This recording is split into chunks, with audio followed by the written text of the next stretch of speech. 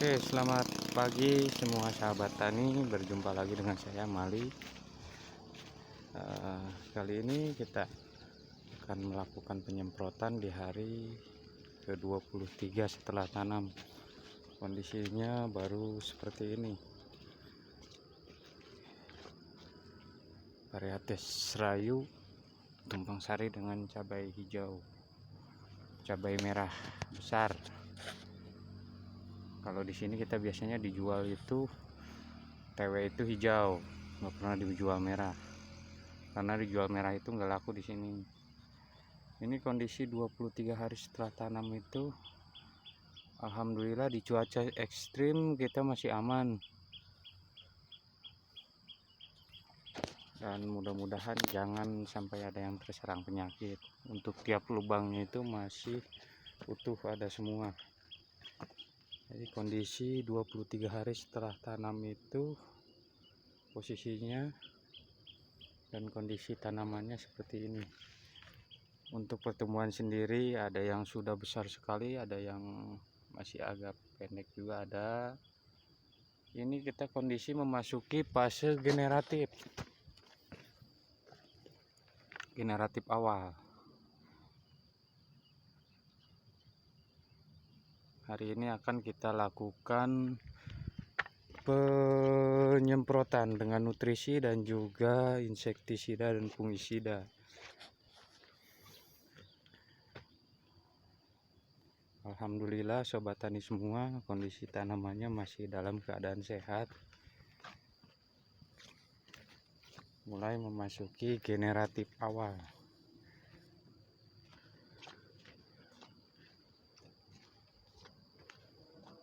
Untuk obatnya sendiri atau pestisida dan juga nutrisinya apa saja?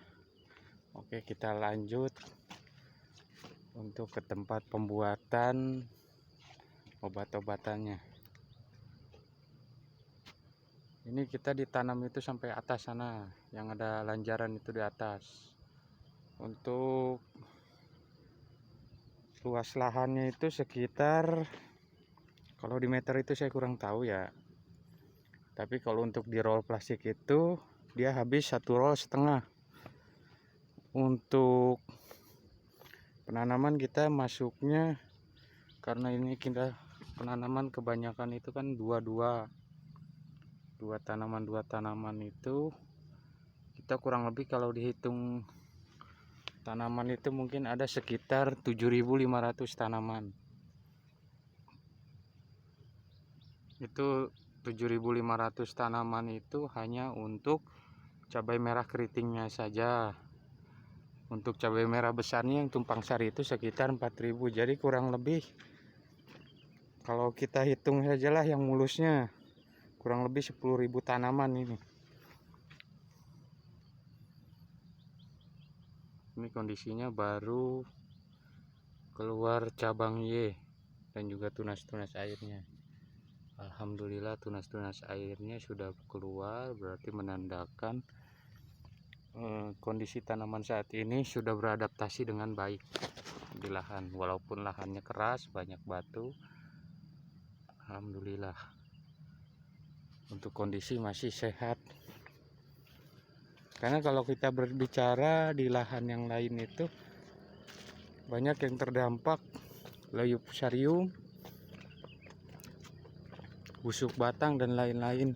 Tapi untuk sejauh ini lahan kami ini alhamdulillah masih mulus. Tiap lubang itu belum terkendala. Nah, kalau sahabat tani bertanya ini lubang apa yang kosong, banyak lubang yang kosong, itu kita lubang pengecoran. Jadi kita untuk musim hujan ini kita tidak melakukan pengecoran itu di lubang tanam. Kita bikin lagi di sini. Ini lubang pengecoran semua. Jadi antara cabai. Karena kenapa kita kasih lagi lubang yang lain? Untuk tanaman cabai itu kalau sudah mulai besar, dia masa generatif itu akarnya sudah mulai panjang. Ini dari lubang sini, dia kalau dikasih pupuk di sebelah sini ini, dia itu akar sudah sampai ke sini. Kemarin kita melakukan apa ya, kalau di orang Sunda itu namanya pengeremuyan, ngeremui, atau kita ya seperti ini, kita membenarkan tanah-tanah yang sisa terus tertimpa hujan itu kan lama-lama habis, kita naikkan lagi supaya akarnya nggak ada yang terbuka. Nah, waktu pengerjaan kemarin itu terlihat akar sudah mulai panjang-panjang, makanya kita kasih pengecoran itu di antara cabai, enggak di tiap lubangnya. Ini lubang cor semua, lubang cor. Nanti kalau misalkan kita sudah selesai pengecoran, biasanya kita paling banyak itu 2 kali pengecoran aja, karena di dasarannya juga sudah ada kohe ayam. Kita mengandalkan yang ada aja, memanfaatkan yang ada. Untuk sisa lubangnya nanti yang sudah tidak terpakai itu kita tanam kacang tanah. Ya lumayan lah untuk makanan keluarga sekali-kali kalau kita mau rebus. Bentuk tumbuhannya seperti ini nih. Ini yang sudah mulai ditanami kacang tanah. Ini kacang tanah untuk lahan yang kita saat ini tahun ini enggak tertutup dan belum terlalu terpakai karena kondisinya juga masih seperti ini. Malum karena ini lahan bongkaran bekas pembuangan sampah. Kita lokasi di sini di lokasi di TPA. Jadi kita memanfaatkan lahan yang sudah tidak terpakai.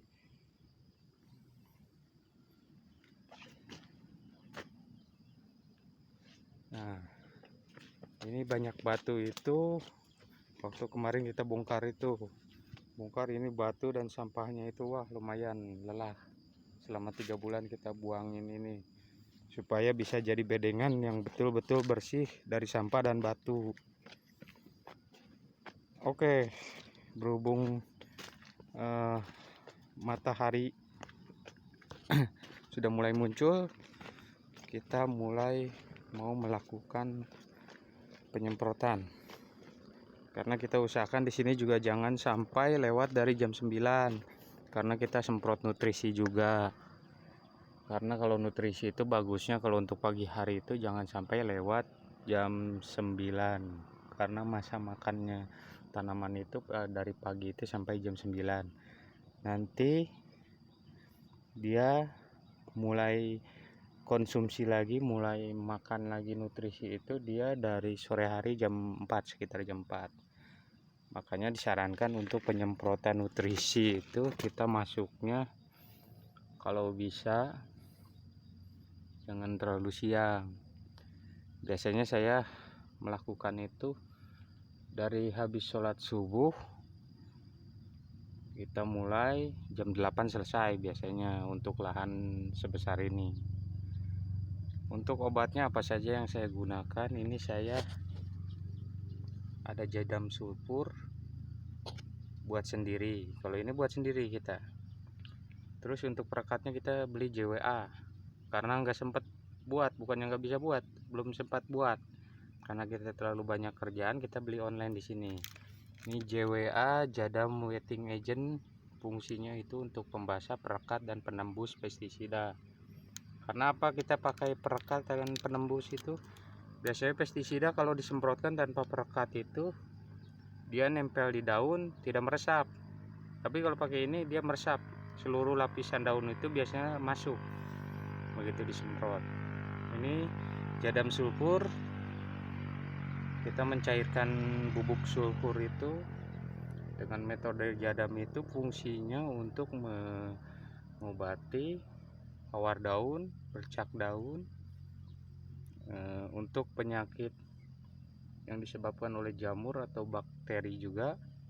Dia selain dari jadi fungisida, jadi insektisida juga, jadi bakterisida juga, dia germisida.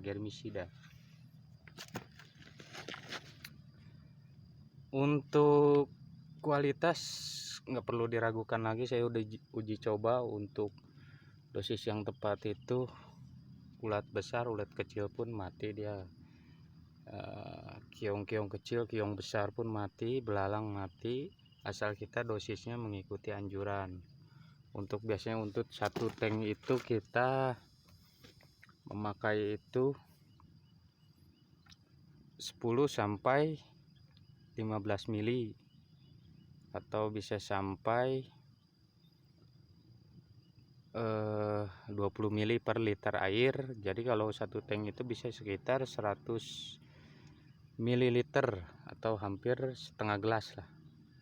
Kita pakai setengah gelas untuk satu tank. Satu tank kita gunakan untuk setengah gelas. Bahkan kalau misalkan kita di sini kan dicampur juga, biasanya pestisidanya itu untuk penggunaan gas perlu sampai setengah gelas. Saya kadang hanya pakai seperempat gelas saja, itu sudah aktif dan ampuh untuk mencegah hama. Selain penembus dari jadang wetting agent dan juga jadam sulfur, kita di sini pakai ridomil. Untuk fungisida sistemiknya biasanya kan dipakai untuk benih. Di sini kita masih pakai karena ada sisa kemarin pembenihan itu, ada sisa satu botol, sayang juga kalau nggak dipakai. Kita ini dipakainya untuk satu tank itu hanya 1 sampai 2 tetes saja untuk pancingan aja, kalau bahasa ringannya itu. Jadi supaya pancingan aja, supaya ada penjagaan dari dalam juga, karena kalau sistemik itu dia diserap langsung oleh tanaman, jadi penjagaan penyakit itu dari dalam. Selain itu kita pakai, nah sekarang untuk nutrisinya itu kita pakai unsur mikro. Di sini ada unsur mikro yang isinya itu kalium, boron, ada magnesium juga di sini, ada hara sekundernya walaupun nggak banyak. Terus kita pakai di sini P2O5 cair, atau kalau petani itu bilangnya apa, fosfat atau fosfor. Untuk cairannya ini berwarna kuning, kalau ini cairannya itu berwarna hijau. Selain dari itu kita P2O5 nya ditambah lagi dengan Ultradap untuk pupuk fosfatnya. Kenapa kita pakai Ultradap dan juga P2O5 cair? Karena di sini kita penyemprotan lewat atas nutrisi itu, jadi kita pakai yang fast release atau yang lebih cepat terserap oleh tanaman pelepasannya. Dan itu karena di sini kita kondisi cuaca hujan terus, matahari itu kadang dapatnya hanya sedikit. Untuk menjaga kehijauan daun itu kita pakainya magnesium sulfat. Sebenarnya untuk sulfatnya sendiri kita sudah dapat dari sini, karena sulfat itu artinya sulfur yang telah mengalami proses. Sulfat itu sama dengan sulfur. Kita di sini sudah pakai sulfur. Di sini sih kita waktu pembuatan itu sebenarnya haranya itu udah komplit, bukan hanya sulfur, dalamnya kita juga pakai mineral dari tanah liat, karena di tanah liat itu banyak mengandung beberapa mineral juga. Terus dari garam laut juga, kita kan penggunaan jadam sulfurnya itu bahannya pakai garam dapur, garam laut juga, garam yang kasar itu, karena di dalam garam kasar itu mengandung beberapa banyak mineral. Nah, untuk obat-obatan penyemprotannya itu kita hanya pakai segini. Jadi untuk yang dari organiknya ini jadam sulfur dan juga JWA, kita pakai kimianya hanya bagian kecil aja, jadi jangan terlalu banyak, hanya untuk pancingan saja. Untuk Ridomil Goldnya kita pakai 2 tetes, pakai unsur mikro juga.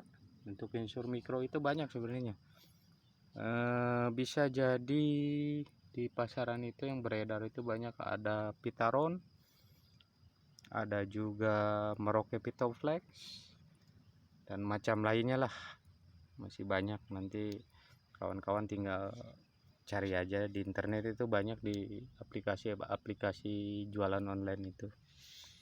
Ini P2O5 nya, ini Ultradap dan juga magnesium sulfat. Dan mohon maaf untuk proses penyemprotannya kita nggak bakal videoin. Karena apa? Karena di sini saya melakukan pemedioan itu sendiri, jadi nggak ada yang videoin nantinya kita pas waktu penyemprotan. Berhubung cuaca sudah mulai siang juga, kita akhiri dulu video ini. Mudah-mudahan kita bertemu lagi di